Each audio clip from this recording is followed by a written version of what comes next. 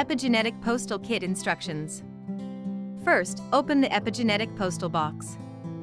You will find a brown paper packet, which contains rubber gloves.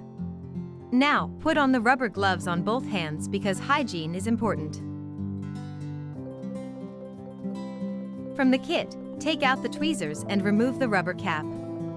For the next steps, please be seated and take deep breaths to relax your mind.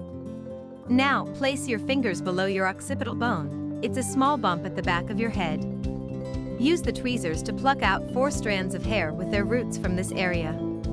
After plucking out the 4 strands of hair, place the hair strands under the hair retaining sticker.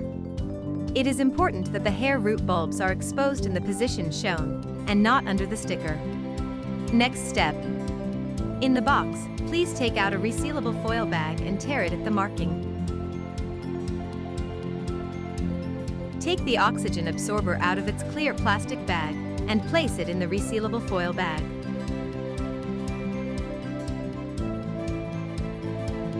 Now, place the hair retainer sticker with your 4 strands of hair into the foil bag and seal it securely.